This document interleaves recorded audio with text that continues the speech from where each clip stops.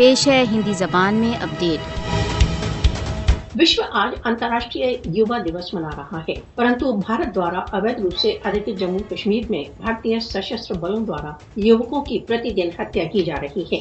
आज अंतर्राष्ट्रीय युवा दिवस है, तथापि भारतीय सशस्त्र बलों द्वारा युवकों की प्रतिदिन झूठे मुकाबलों में हत्या हो रही है। भारतीय सशस्त्र बलों द्वारा 5 अगस्त 2019 के पश्चात से भारत द्वारा अवैध रूप से अधिकृत जम्मू कश्मीर में तथाकथित घेराव व खोज पड़ताल की कार्रवाइयों में युवकों की अवैध हत्याओं में निरंतर वृद्धि हो रही है। भारत द्वारा अवैध रूप से अधिकृत जम्मू कश्मीर में जुलाई के गत एक मास में भारतीय सशस्त्र बलों के हाथों 12 युवक शहीद हुए। भारत द्वारा अवैध रूप से अधिकृत जम्मू कश्मीर में 1989 से जुलाई 2023 के मध्य 96,225 से अधिक कश्मीरी, जिनमें अधिकतर युवा हैं, भारतीय बुलेटों का निशाना बने।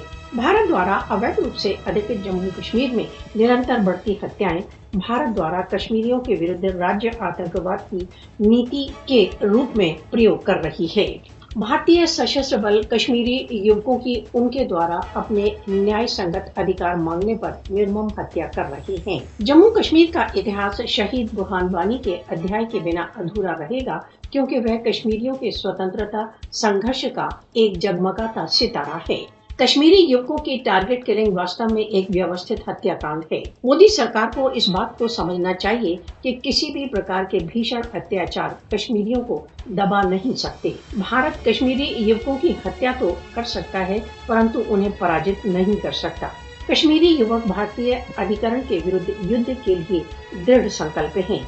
इतिहास इस बात का साक्षी है कि स्वतंत्रता आंदोलनों को हत्याओं द्वारा नहीं दबाया जा सकता। आज अंतर्राष्ट्रीय युवा दिवस है। सार्वभौमिक समुदाय को भारत द्वारा अवैध रूप से अधिकृत जम्मू कश्मीर में युवकों की निर्मम हत्या बंद कराने की आवश्यकता है।